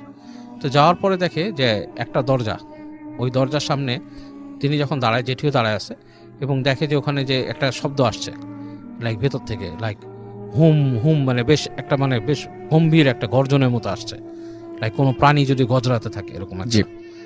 এরকম একটা শব্দ আসছে। তো উনি বেশ ভয় পেয়ে যায়, কারণ ওই বদ্ধ জায়গা থেকে যে গর্জনটা আসে ওনার কাছে বেশ ভয় লাগে। এবং এই পর্যায়ে দেখে ফট করে ওই আলো লণ্ঠন যে থাকে জেঠির হাতে, সেটা নিভে গেছে। আচ্ছা। তো উনি ডাকতে থাকে, জেঠিমা জেঠিমা, এরকম করে ডাকে, দেখে কোনো সাড়া নেই। এবং ওই গর্জন যেটা হচ্ছে, গর্জনটা আরো লাউডার হচ্ছে ওই জায়গায়। আচ্ছা। উনি ব্যাক করে আসতে যায়, দেখে দরজা লাগানো, মানে যেই সিঁড়ির গোড়ায় যে দরজাটা সেটা লাগানো। তো উনি অনেক দরজা নক করে চিৎকার করে, মানে মানুষের নাম ধরে ডাকে, কেউ আসতেছে না। জি। এবং এক পর্যায়ে গর্জনটা এমন ভাবে মানে ওনাকে এফেক্ট করে যে ওনার মনে হয় মাথার মধ্যে কিছু আসতেছে, এবং মনে হচ্ছে যে কোনো একটা ভয়ঙ্কর প্রাণী ওই সিঁড়িতে উঠে আসবে। তো ওই অবস্থায় উনি জ্ঞান হারায় ফেলেন। তো ওনার কতক্ষণ জ্ঞান হারানো ছিল উনি জানে না, বাট ওনার যখন জ্ঞান ফেরে তখন দেখে যে উনি ওনাকে ঘাটে শোয়ানো, মানুষজন আশেপাশে আছে, জিজ্ঞেস করে কি হয়েছে, তখন বলে যে আমি এরকম এরকম দেখছি। তো সবাই শুনে, সবাই একজন একজনের চেহারার দিকে তাকায়, মুখ চাওয়াচাই করে, কিন্তু কেউ কিছু বলে না। বলে আপনি দুঃস্বপ্ন দেখছেন কোনো, জি। আপনাকে আমরা এখানেই পাইছি ভিতরে সিঁড়ির গোড়ায়, এবং আপনি প্রায় একদিন অচেতন ছিলেন। তো এরকম বলার পর যেটা হয় যে সে শুয়ে থাকে, নর্মালি বসে থাকে, শরীরটা খারাপ। তো হঠাৎ তার যেটা হয় যে গা জ্বালাপোড়া করতে করতে প্রচন্ড মনে হয় গায়ে কেউ আগুন ধরায় দিছে, এবং এই যন্ত্রণা সহ্য না করতে পেরে উনি বেহুশ হয়ে যায়। তখন উনি দেখে যে এখানে তো ওনার কেউ নাই, উনি যে ফেরত চলে যাবে সেটাও উনি ওনার জেঠিমাকে জানান যে আমি চলে যেতে চাচ্ছি কলকাতায়, আমি পরে এগুলো আমার শরীরে, কিন্তু ওনার যে শরীরের অবস্থা যাওয়ার মতো না। আচ্ছা। এই কারণেই উনি ওনার বন্ধুকে চিঠি লিখছে। তো ওনার বন্ধু আসে, বন্ধু ওনার কথাগুলো শুনে বলে চল আমি দেখি তোর কি অবস্থা, আমরা পারলে তোকে নিয়েই যাই এখান থেকে, কি ঘটনা। তো বন্ধু যেটা করে ওনাকে রেখে ওর দাদার ফ্রেন্ড যে সে একটু মানে ওই জায়গায় ঘোরাফেরা করার চেষ্টা করে, করে মানে কি ঘটনা এরকম কেন, ও যেখানে দরজার কথা বলছিল ওখানে যে উনি একটা দরজা দেখে নেমে যায়, কিন্তু দরজাটা তালা মারা, দরজাটা তালা লাগানো। ওনার জেঠিকে উনি জিজ্ঞেস করে যে এরকম কিছু হয়েছিল আপনি কি রেখে, বলে না কিভাবে, এটা কি সম্ভব, আমি ওকে কেন নিয়ে যাব। তখন বলে যে এটার নিচে কি আছে, দরজা বলে এটার নিচে কি আছে এটা আমিও জানি না, এটা হচ্ছে ওর মানে তারও দাদাদের সময়কার জিনিস, এখানে টর্চার সেলও আছে নিচে, যেখানে বিভিন্ন টর্চার সেল হতো হতো। তারপর ওখানকার আপনার ওই ওদের যে নাচের নৃত্যশালা বলরুম যেটা ওইটাও আছে ওখানে, বলে এই দরজা দিয়ে অনেক জায়গায় যেতে হয়। জি। তো ওনার বন্ধুর খুব কিউরিয়াসিটি জাগে ব্যাপারটা নিয়ে, উনি বলে জেঠিমা আমাকে কি আপনি চাবি ম্যানেজ করে দিতে পারবেন, বলে না এই গেটের চাবি এখানে নাই, আপনি ম্যানেজারের সাথে কথা বলেন, উনি যদি আপনাকে কোনোভাবে ব্যবস্থা করে দিতে পারে। তো উনি যান ম্যানেজারের সাথে অনেক রিকোয়েস্ট করেন, বলেন যে আমাকে একটা চাবি দেন, আমি দেখতে চাই কি ঘটনা, ওর কি হলো আর ও কেন এরকম অসুস্থ হচ্ছে। তো এটারও কোনো মানে আসলে ম্যানেজার কিছু বলে না। তো ওনাকে যেটা করে, একদিন এরকম উনি বসে আছে, তা এক জায়গায় ওই বসে ছোট্ট একটা দোকান ওখানে, সেখানে ওই সময়কার সময় গরুর দুধের চা তৈরি হতো আর কি। তো উনি ওখানে বসে বসে বাইরে গ্রামের একটা এসে গুড়ের চা খাচ্ছে আর কি। তো এই সময় ওই বাসার একজন ভৃত্য, জি খুব বয়স্ক, সে এসে বলে যে বাবু আপনার সাথে একটু কথা বলতে চাই। জি। তো উনি বলে যে কি ব্যাপার, কি নিয়ে কথা বলবা, বলে যে আমি ওই বাবুর শরীর বাবু, ওই যে বাবু যে আছে ওনার যে অসুস্থতা, উনি যে অসুস্থ কেন আপনাকে আমি বলতে চাই কি হয়েছে। তো বলতেছে কি ব্যাপার, বলে যে ব্যাপার হচ্ছে যে ওনাদের এই বাড়ির সম্পত্তি নিয়ে অনেক ব্যাপার আছে, ওনার জ্যাঠার ছেলেরাদেরও অনেক আগ্রহ, ওনারা খুব অত্যাচারী ছিলেন।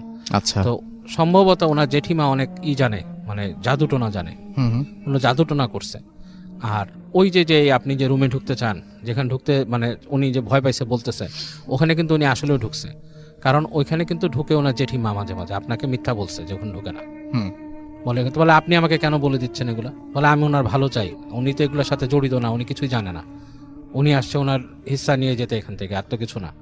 কিন্তু এখানে এরকম হয়, ওইখানে একসময় ওখানে অত্যাচার করতে ওখানে বাঘ পালতো উনি, একদম অন্ধকার কুঠুরির মধ্যে বাঘ রাখতো উনি, এবং ওই বাঘের মুখে ওনার যাকে মানে মৃত্যুদণ্ড দেওয়া করতো ঠেলে দিত, বাঘের মুখে ফেলে দিত উনি। আচ্ছা। এছাড়াও অনেক টর্চার সেল ছিল, নর্তকীদেরকেও ঠেলে দিত, এরকম ব্যাপার স্যাপার আছে। তো উনি বলে তাহলে আমার তো ওখানে ঢোকা দরকার, বলে ওইটা ম্যানেজারের রুমে চাবি আছে, আপনি চাইলে যে দেখতে পারেন ওখানে কি আছে। তো ওনার বন্ধু যেটা থাকে উনি খুব মানে করে ম্যানেজারের যে রুম থেকে একদিন ওই কাজের লোকের সহায়তায় চাবিটা উনি ম্যানেজ করে এসে উনি ওই রুম খুলে ঢুকে নিচে যে দেখে আসলেই ওই যে ওখানে যে নামছে মানুষ, পায়ের ছাপ মানে ধুলার মধ্যে পায়ের ছাপ, যে মানে এবং বোঝা যাচ্ছে যে এখান থেকে মানুষ ওঠানামা করে, যে এরকম একটা ব্যবস্থা আছে। তো উনি ওই চাবিটা নিয়ে তো আর ওখানে রেখে দিতে পারবে না, উনি ঢুকে যে ওই রুমগুলো দেখে। জি। রুমগুলো দেখে আসার পরে উনি চুপচাপ চাবি রেখে চিন্তা করে যে ওনার বন্ধুকে নিয়ে উনি চলে যাবেন ওখান থেকে। তো যেটা হয় রাত্রেবেলা ওই দিন রাতে আর কি উনি ঘুমাচ্ছেন, উনিও ওইরকম শব্দ পান যে ওনার গেটকে নক করতেছেন। জি। তো উনি ওই নক শুনে উনি উঠে আস্তে আস্তে করে ফলো করে আসেন, কিন্তু উনি যেটা দেখেন যে ওনার রুম নক করছে আসলে কোনো না আর কি, মানে ওই চাচি বা কেউ করেননি, ওই রুম নক করছে কাজের লোকটা, এবং ওনাকে আস্তে আস্তে ফিসফিস করে বলেন যে ওই যে দেখেন। তো উনি দেখে যে ওই যে লণ্ঠন হাতে ওই যে জেঠি থাকে, উনি হেঁটে ওই রুম দিয়ে যাচ্ছেন দরজা দিয়ে। তো উনি ওইটার সাথে ফলো করে ঢুকেন ভিতরে আস্তে আস্তে, ওই জেঠি যায়, উনি আস্তে আস্তে করে পাটি পিটিপে ওখানে যাওয়ার পরে দেখেন দূর থেকে একটা ঘরের ভেতর থেকে খুব আলো মানে বাড়ছে নিমছে এরকম কিছু আর কি। তো উনি যে আস্তে করে উকি দেন, ওখানে উকি দেওয়ার পর দেখে যে ওখানে একটা অগ্নিকুণ্ডর মতো জ্বালানো, ছোট্ট একটা অগ্নিকুণ্ড, সেখানে ওই জেঠি কি দিচ্ছে এবং উনি মন্ত্র পড়তেছে। এবং ওই পাশে মানে ঠিক আগুনের ওই পাশটাতে কিছু ছায়ামূর্তির মতো আছে, তাদেরকে দেখা যায় না, বোঝা যায় না, বাট বোঝা যায় কিছু ছায়ামূর্তির মতো দাঁড়ানো এখানে। তো উনি জিনিসটা দেখে মানে জিনিসটার এতটা ভয়াবহ ছিল জিনিসটা, যে জেঠির যে রূপটা ছিল সেখানে সেটাও বেশ ভয়াবহ, চুল খোলা, এবং উনি বেশ ভয় পেয়ে যান ওটা দেখে। উনি ভয় পেয়ে উনি আস্তে ধীরে উনি ওখান থেকে উঠে আসেন, ওখানে আর থাকেন না, এবং এসে দেখেন বন্ধুর কাছে, দেখে বন্ধুর সারা শরীর হিম হয়ে গেছে, মানে ঠান্ডা। তো উনি বন্ধুকে তাড়াতাড়ি উনি ওনার সাথে যে ওই লেপটেপ চাদর ছিল তা দিয়ে ঢেকে দেন, দেখে উনি ওই রাতে ওখানে বন্ধুর সাথে ঘুমায় যান। এখন পরদিন উনি যে দেখেন সবকিছু ঠিকঠাক, উনি ব্যবস্থা করেন, ওনার বন্ধুকে নিয়ে যাবেন ওখান থেকে। তো সবকিছু মোটামুটি রেডি হয়। শেষ মুহূর্তে এসে যে ম্যানেজার যে নিয়ে যাবে বলে যে আজকে তো আপনাদের বেরোতে পারতেছেন না, আপনাদের কালকে যেতে হবে, আজকে যাওয়া সম্ভব না বাসা থেকে। তো উনি একটু হতাশ হন, যে উনি মনে করছিলেন যেটা থেকে আমি পালিয়ে গেলেই মনে হয় ভালো, আর যদি বন্ধুকে নিয়ে যেতে পারি এখান থেকে ভালো। তো রাতের বেলা উনি ঘুমিয়ে আছেন ওই দিন রাতে, বন্ধুর রুমে ঘুমান নাই, নিজের রুমে ঘুমাইছে। তো উনি দেখতেছে যে ওনার বিছানার চারপাশ দিয়ে কিছু এরকম ছায়ামূর্তি ঘুরতেছে, বেশ লম্বা লম্বা ছায়ামূর্তি ঘুরতেছে। আর ওনার ঠিক মাথার কাছে ওই জেঠি, কিন্তু অন্ধকারের মধ্যে, উনি বুঝতেছে একে, বলতেছে যে তুই ওকে নিয়ে যেতে আসছিস, ওকে তো যেতে দিব না, আর তুই যদি নিজের প্রাণ নিয়ে যেতে চাস তুই চলে যা এখান থেকে। তো এটা ওনাকে বলার পর উনি মানে ঘুমের মতো তন্দ্রার মতো ছিল, উঠে দেখে যে কেউ নাই রুমের ভিতরে। বাট উনি মেসেজটা পেয়ে উনি খুব ভয় পায়। তো উনি ইসের সাথে কথা বলে, পরদিন সকালে উঠে ওই যে ভৃত্যটা ছিল তার সাথে তাকে খুঁজে বের করে তাকে কথা বলে যে তুমি আমাকে কি কোনো ব্যবস্থা করে দিতে পারবা এখান থেকে চলে যাওয়ার জন্য। সে বলে আমি আপনাদের চলে যেতে দিতে পারবো, কিন্তু একটা ব্যবস্থা করতে পারবো, কিন্তু আমাকে কিন্তু এটার জন্য ক্ষতি হবে। তো বলে যে আপনার ক্ষতি হবে, কিন্তু আমাদেরকে বের করে দেন, আমরা তো এখানে সমস্যায় পড়ব। তো এটা বলার পরে ওই লোক ওনাদেরকে মানে ওই একটা পথ বলে যে এদিক থেকে এরকম সকালবেলা বের হয়ে দিকে চলে যাবেন, এদিক থেকে চলে গেলে মানে আপনারা মোটামুটি সমস্যার থেকে বের হয়ে যাবেন। কিন্তু এই পথটা সোজাসুজি এদিক দিয়ে যায়নি, এটা গ্রামের ভেতর দিয়ে ঘুরে ঘুরে গেছে। তো উনি ওদিক থেকে বের হন সকালবেলা, ওইরকম কথা, বন্ধু কাউকে চোখে মানে কাউকে যখন কেউ দেখে না এরকম সময় বের হয়ে যায় বন্ধুকে নিয়ে। তো যেতে যেতে যেতে রাস্তার মধ্যে তখন একটা সময় বিকালের মতো হয়ে যায় আর কি, বিকালের মতো হয়ে যায়। তো তখন উনি আবার ভয় পায় যে যদি কোনো ক্ষতি হয় বা কিছু। এর মধ্যে ওনার বন্ধু অনেকবার বলছে তার গা জ্বালাপোড়া করতেছে, অনেক কিছু এরকম হচ্ছে। তো উনি ঘুরতে ঘুরতে ঘুরতে উনি মানে দিশা পায় না কি করবে, আশেপাশে কোথাও যাওয়ার মতো জায়গা নেই। তো ওখানে কাছে দেখে যে ওখানে যে একটা গ্রামের মধ্যে ছোট্ট একটা টিনের ঘরের মতো একটা মসজিদের মতো করে রাখছে। তো ওইখানে দেখে যে খুঁজে দেখে, তাকায় দেখে যে ওইখানে একজন মৌলানা সাহেব আছেন। তো উনি যে তাকে বলেন যে আমাদেরকে একটু হেল্প করেন, আমরা আপনার ধর্মের না, কিন্তু আমাকে একটু হেল্প করেন। কি বলে যে এরকম আমার বন্ধু এরকম কি সমস্যায় পড়ছে, সে মানে উনি বলেন না কোন জমিদার বাড়ি বা নাকি এটা বলেন না, বলে যে এরকম সমস্যায় পড়ছে, তাকে এরকম মনে হয় কালো জাদু করা হয় এই সেই। তো মৌলানা সাহেব বলে অবশ্যই, বলে আপনি কি আমাকে সাহায্য করবেন? তো বলে যে হ্যাঁ অবশ্যই করবো, কেন করব না। কারণ তাদের ওই সময় আরও ব্যাপারটা আরও কঠিন ছিল, মানে তাদের মানে ধর্মীয় ব্যাপারটা এতটাই ছিল, মানে এক একজনের বিলিফটা কেউ কারো কাছে আর কি খুব যেতে চাইতো না আর কি। তো মৌলানা সাহেব বলে অবশ্যই করবো, আপনি আপনার বন্ধুকে বসান। উনি নিয়ে এক জায়গায় বন্ধুকে বসানোর পরে উনি তার বন্ধুকে একটা পানি নিয়ে আসেন, একটা এরকম মটকির মধ্যে পানি নিয়ে আসেন। বলে যে এটা হচ্ছে বড়ই পাতার পানি, বড়ই পাতা ভিজানো, এটা হচ্ছে সবচেয়ে পবিত্র পানি হয়, বড়ই পাতা ভিজায় যে পানিটা হয় সেটা হচ্ছে পবিত্র পানি। তো বড়ই পাতার গুণ অনেক, তো এটা দিয়ে তাকে আপনি গোসল করান, আপনার বন্ধুকে গোসল করান। তো এটা দিয়ে ওইদিকে উনি কিন্তু পুরো নেতায় গেছে বন্ধুরা, ওই যে ঈশের দাদা। তো ওনাকে ওইটাতে গোসল করানোর পরে মৌলানা সাহেব ওনাকে ঝাড়া শুরু করে এবং ওই প্রত্যেকটা ঝাড়ার সময় উনি চিৎকার চেঁচামেচি করতে থাকেন। তো এক সময় তার মুখ দিয়ে কথা বের হয় যে তার উপরে একটা জিন চালান করে দিছিল পজেস করে, এবং ওই জিন তাকে আস্তে আস্তে মেরে ফেলার ছিল। তো মৌলানা সাহেব অনেক কামেল ছিলেন, উনি করে জিনকে সরায় দেন এবং তার শর্তই থাকে, বলে যে তুমি একজন মানুষ, সে যেটাই হোক সে মানুষ, তুমি তাকে ক্ষতি করতে পারবে না। হ্যাঁ, সে বিশ্বাসী মানুষ, সে সৃষ্টিকর্তাকে বিশ্বাস করে, অনেক কিছু বলে তার উপর থেকে সরায় দেয়। এবং তাকে বলেন যখন জিনিসটা শেষ হয়, ওনার প্রসিজার শেষ হয়ে যায়, তখন বন্ধুকে বলেন যে আপনি জানি না আপনি কতটুকু বিশ্বাস করবেন, আমি আপনাকে, তো আপনার অন্য ধর্মের মানুষ, আপনাকে আমি বলতে পারি না যে দোয়া পড়েন বা এটা সেটা, বাট আপনাকে আমি পানি দিতে পারি, পানিটা আপনার বন্ধুকে খাওয়াবেন।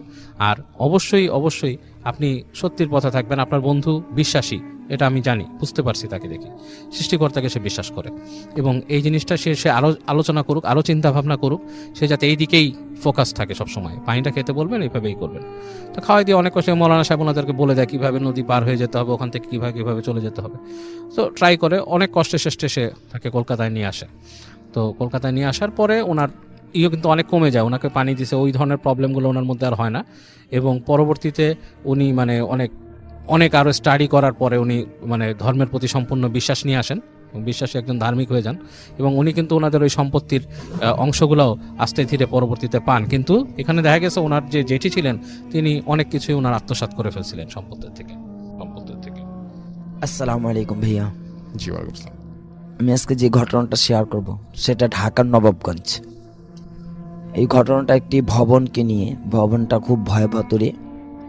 ভবনটি 7 তলা আমাদের এখানে, এবং পুরো ভবনটি সিসি ক্যামেরা দ্বারা নিয়ন্ত্রিত। সেইখান ভবনটির যেইগুলো সমস্যা, বেশ 5-7 বছর ধরে এই ঘটনাটা চলতেছে এবং সমস্যাটা চলতেছে। সিকিউরিটি গার্ড নিয়ে, সেই সিকিউরিটি গার্ড জব নেয় কিন্তু 2-4 দিনের বেশি থাকতে পারেন, এবং যখন সে চলে যায় তখন বাড়িওয়ালাকেও কিছু বলে যায় না, এমনিতেই মানে কোনো কিছু না বলেই লুকিয়ে চলে যায়, পালিয়ে চলে যায়, কিচ্ছু বলে না। তো বেশ এরকমভাবে অনেক দিন ধরে চলতেছিল যে সিকিউরিটি গার্ড রাখা হয় একের পর এক, কিন্তু কেউ আজও পর্যন্ত মাসখানেক কেউ ডিউটি করতে পারেনি, সপ্তাহখানিকও না। 2-4 দিন পরেই অসুস্থ পরেই লুকিয়ে চলে যাওয়া। এরপর একটা যে সমস্যাটা, গৃহকর্মীর যারা কাজের বুয়া, ওরাও ঠিক মতো এখানে থাকতে পারে না, এবং বাড়িওয়ালা ব্যতীত ওইখানে ভাড়াটিয়াদের যে গেস্ট আসে, মেহমানগুলো আসে, তারা একটা রাত থাকতে পারে, এরপরের দিন আর থাকতে পারে না। সেটাও তারাও খুব বিপদ, মানে ভয় ভিতর পায়। তো এই বাড়ির এরকম সমস্যা নিয়ে এবার যা ঘটছিল গত সপ্তাহে, তো দারোয়ান ওনার পরিচিত খুব নিকটবর্তী লোক, উনি এই জন্যই পরামর্শ দিয়ে রাখছে যে আপনাকে আমি রাখলাম, শুধু আমাকে বলতে হবে যে আপনি যদি চাকরি ছেড়ে চলে যান কেন যাবেন, এবং এই বাড়ির সমস্যাটা কোথায় আমাকে বলে যেতে হবে। যদিও না করেন, যদি আপনার দ্বারা সম্ভব না হয়, তাহলে কিন্তু আমাকে বলে যেতে হবে যে আপনি কেন আমার বাসাতে চাকরি করবেন না। এই জন্য উনি ওনার খুব কাছের একজন নিকটবর্তী আত্মীয়কে ওনার একটি চাকরিতে নেয়। তো ঘটনা হচ্ছে, গত সপ্তাহ শনিবার দিন উনি সকালে আসেন তার বাড়িতে চাকরিতে। রাত্রিবেলায় যে ঘটনা হয়, উনি বললেন যে আমি রাত 8টার দিকে 7 তলার উপরে যে ছাদ, সেই দরজাটা আমি তালাবদ্ধ করে দেই, এবং রাত 12টা 15 নিচের তলার মেন দরজা যেটা, আমি ওটাও বন্ধ করে দিই। এবং আমি আমার ঘরের ভিতরে বসে খাওয়া দাওয়া শেষ করে রাত 1:30 বাজে আমি যখন আর কি ঘুমাতে যাবে, সেও দেখে যে মনিটরের মধ্যে হঠাৎ করে তার চোখ গেছে যে বাড়ির ছাদের উপর যে দরজাটা 8টার দিকে তালা দেওয়া ছিল, সেটা নিজ থেকে খুলে যাচ্ছে, অটোমেটিক আপনি খুলতেছে। উনি তাকিয়ে রইল যে মনিটরটার দিকে, যে ছাদের গেটটা খুলতেছে কে, কিন্তু কোনো মানুষ সে দেখতেছে না, দরজাটা পুরো খুলে গেছে। উনি পরে ভাবলেন যে হয়তো মানুষ উঠে গেছিল, দরজা খুলে বন্ধ করা হয় নাই, তাহলে চাবি নিয়ে আমি যা বন্ধ করে দিয়ে আসে পড়ি। উনি হাতে চাবি নিলেন এবং উনি ওই দরজা বন্ধ করতে যাবেন, ছাদের দরজাটা। উনি বললেন যে আমি যখন উপরে উঠতেছি দোতলার থেকে, আমার শরীরটা কেমন সিম লাগতেছিল, মানে খুব ঠান্ডা আর ভয় লাগতেছিল, ফুলে যাচ্ছিল।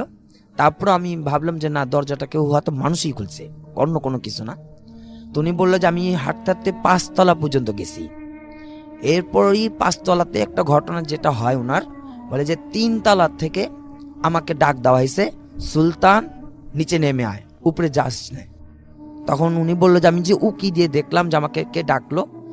বাড়িওয়ালার যিনি বাবা ছিলেন উনি তো মারা গেছেন, কিন্তু ঠিক উনার মতো এইরকম 3 তলাতে আমি উকি দিয়ে দেখি বাড়িওয়ালার বাবা নিচে দাঁড়িয়ে, মানে নিচ থেকে নামতেছে, 3 তলা থেকে নিচের দিকে নামতেছে, আর আমাকে বলতেছে সুলতান নিচে নেমে আয়, উপরে যাস নে। তা আমি তো অদ্ভুত হলাম যে বাড়িওয়ালার বাবা তো নেই, উনি নিচে কেন? তো আমি খুব তাড়াহুড়ো করে, উনি বললো যে আমি খুব তাড়াহুড়ো করে নিচে যাচ্ছি, কিন্তু যাওয়ার সময় আর ওনাকে দেখি নেই। পরবর্তীতে উনি বললো যে আমি আমার রুমে আসলাম, আমি আমার ঘরে এসে বসে দাঁড়ালাম, কিন্তু আমি দেখতেছি যে এরকম যখন আমার রুমে এসে বসলাম, উপর থেকে 3-4 জন লোকের যে নিচে নামে আসতেছে খুব দ্রুতভাবে, এই হাঁটার শব্দ আমি পাচ্ছি, এবং হই হুল্লোড় কিছু কথাবার্তার চিল্লাচিল্লি আওয়াজ পাচ্ছি। তা আমি ভাবলাম যে উপর থেকে আবার এখন কে আসতেছে। তো উনি নাকি ওনার ঘরের রুমের দরজার সামনে দাঁড়ালো দেখার জন্য, যে আসলে তো আমার কাছেই আসবে, যেহেতু দরজা আমারই খুলতে হবে। উনি অপেক্ষায় দাঁড়িয়ে থাকলো যে কে আসতেছে এরকম হুড়োমুড়ি করে। উনি বলল যে ওই মুহূর্ত থেকে আমার পেছনে দাঁড়িয়ে সেই বাড়িওয়ালার বাবা আমাকে বলতেছে, সুলতান আমার মা বেঁচে নেই, আমার মা মারা গেছে। উনি আর কি এই কথা শোনার সাথে সাথে বললেন যে আমি সেখানে কিছুক্ষণ, মানে অল্প কিছুক্ষণের জন্য, ঘন্টাখানেকের জন্য আমি জ্ঞান হারিয়ে ফেলি, আমার জ্ঞান থাকে না। আবার আমি যখন উঠি তখন ফজরও এখনো হয়নি, 4টা 4:30 বাজবে। বলে আমি শুধু ওই কথাটা, যে আমাকে যখন দেখলাম যে দাঁড়িয়ে সিঁড়ির থেকে নিচে কেউ আসতেছে কথা বলতে বলতে, অনেকগুলো 3-4 জন, আমি ওইখানে দাঁড়ানো, সে আমার পেছন থেকে তার ঠিক বাড়িওয়ালার বাবার মতোই দাঁড়িয়ে বলতেছে, সুলতান আমার মা মারা গেছে। ওই কথা শোনার পরে আমি যখন আবার উঠলাম, ঠিক 4টা 4:30টার দিকে উনি বলতেছে ওই একই রকমই সিঁড়ির থেকে নামার লোক শব্দ, কিন্তু নামে না। উনি বলতেছেন নামে না, কিন্তু শব্দ আমি দেখতেই আছি যে হ্যাঁ এরকম হাঁটার শব্দ। পরবর্তীতে উনি এরকম উপরে যেয়ে দেখবেন যে কি ঘটনাটা, বলছেন আমি আর উঠতে পারিনি, আমি অসুস্থ হয়ে পড়ি। পরবর্তীতে যখন উনি খুবই গুরুত্বপূর্ণ অসুস্থ, মানে অবস্থা খুবই খারাপের দিকে ভয়, তখন আমিও সেখানে যাই। তো সেই বাড়িটা পুরো আমি দেখি, খেয়াল করি। পর সেইখানে একজন ভাড়াটিয়া ছিলেন 5 তলার 6 তলার উপরে, 6 তলার উপরে ভাড়াটিয়া যে ছিলেন, খুব পুরাতন উনি আমার কাছে সেই কথাটা, দারোয়ানের কথাটা, এই বাড়ির কথাটা আমাকে শেয়ার করলো যে এই বাড়িতে 6 তলার উপরে যে বাড়িওয়ালার বাবা মারা গেছে তার মা থাকতো। বাড়িওয়ালার বাবা প্রথম মারা যায়, কিন্তু ওনার মা ওনার ছেলের কাছে এরকম থাকতো, কিন্তু ওনার কোনো সেবা কোনো কিছুই খ্যাতমত ছিল না, অবহেলিত ছিল তার। এবং সে যে সকালে ফজরের আগে উনি মারা যান, তাদের কোনো খবর ছিল না। যখন দুপুরবেলায় তাকে খাবার দেওয়ার জন্য যাওয়া হয়, তখন দেখে যে উনি ইন্তেকাল করেন। ওই সবাই দুপুরের পরে আর কি খবরটা পায় উনি দুনিয়াতে নেই। তো ভাড়াটিয়া বলল যে উনার দাদুর, মানে ছেলেটার যে মুরব্বিটার বরদোয়া অভিশপ্ত পুরো বাড়িটা একেবারে ছড়ানো, যার কারণে কেউই থাকতে পারে না সঠিক মতে, এবং খুব ভয়াবহ লাগে সবার কাছে, খুব ভয়, বাড়িটা খুব ভার হয়ে থাকে। উনি বারবার বলতেছে এই বাড়িটা একটা অভিশপ্তের বাড়ি, কেননা একজন অভিভাবক হয়ে সে কখনো কারো সেবা পান নাই। ইন্তেকালের সময় উনি কাউকে কাছে পান নাই। যখন মারা গেছে খুব ভোরবেলায়, দুপুরবেলা সবাই জানতে পারে উনি দুনিয়াতে নেই। এই ভাইয়ার ছিল ঘটনা। সকল শ্রোতাদেরকে স্বাগত জানাচ্ছি। আমি শামীম, আমি থাকি ঝিনাইদহের কোটচাঁদপুর তালসার হাসপাতালে। আজকে যে ঘটনাটি বলবো সেটি আমার সংগৃহীত ঘটনা।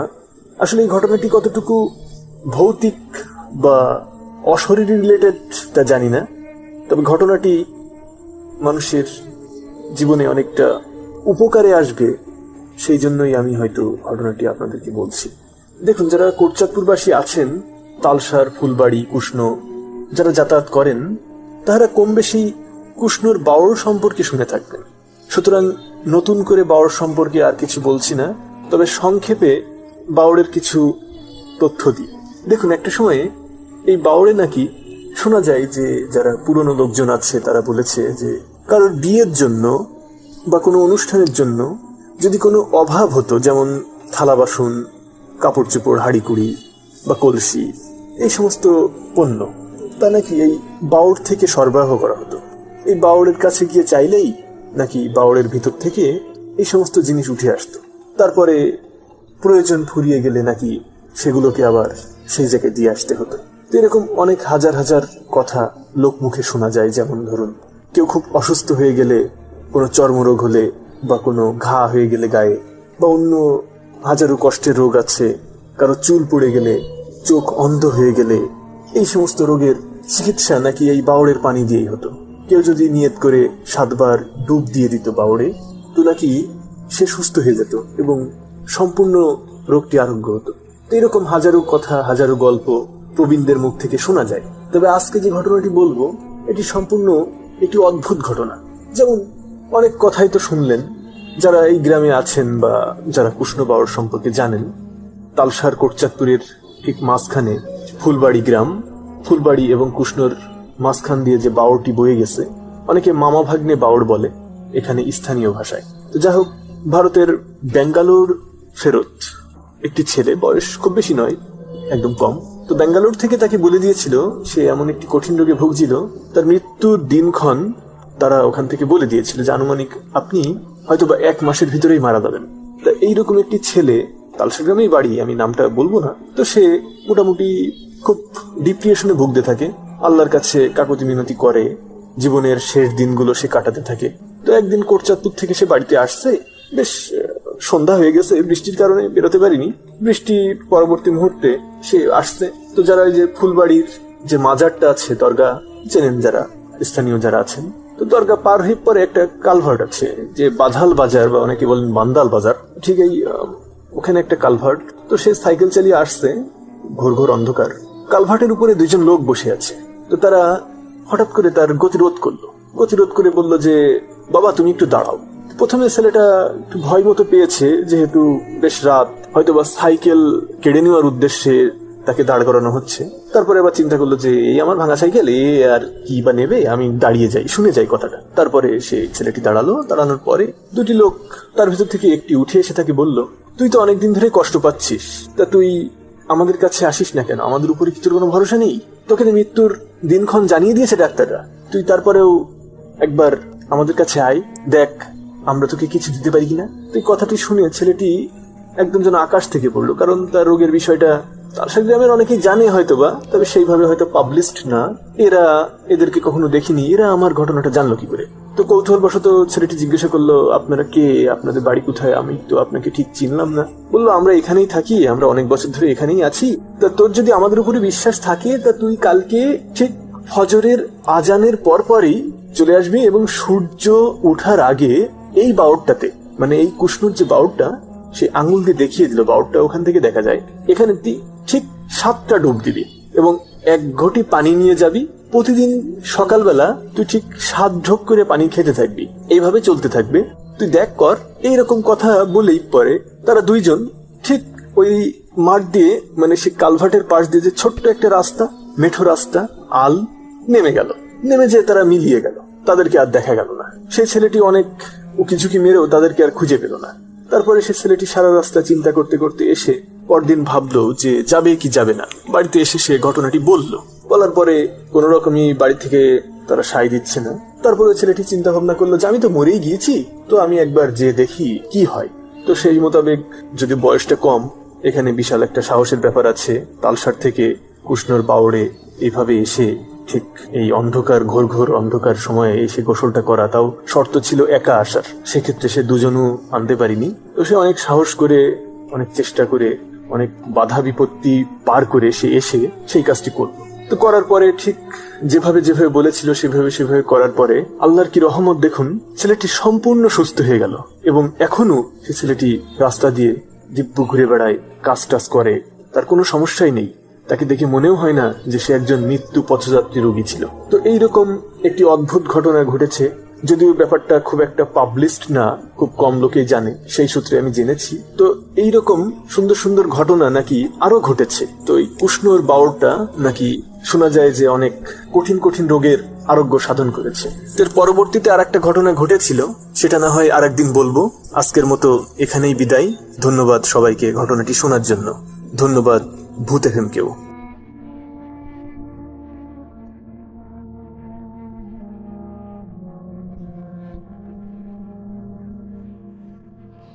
পেশায় একজন অ্যাম্বুলেন্স চালক, আর ঘটনাটা তাকে ঘিরেই। তো উনি কুড়িগ্রামে কোনো একটা হসপিটালের আন্ডারে অ্যাম্বুলেন্স চালাতেন। একদিন কুড়িগ্রামে ওই হসপিটালে বিকাল বেলায় একটা লাশ আসে মর্গে।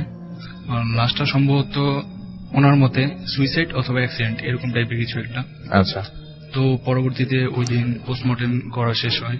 পোস্টমর্টেম শেষ হতে হতে রাত হয়ে যায়। তো রাতের বেলা তাকে বলা হয় মামাকে যে আপনি এটা ওই অ্যাড্রেস মতো দিয়ে আসেন লাশটা। আচ্ছা। তো মামা বলেন ওকে ঠিক আছে, সমস্যা নেই, তবে আমার সাথে সহকারী দিতে হবে একজন। তো কথা মতো তারা রাত 11:30টার দিকে বেরিয়ে পড়ে ওই রাশেদ ভাইয়ের মামা এবং তার সহকারীকে নিয়ে।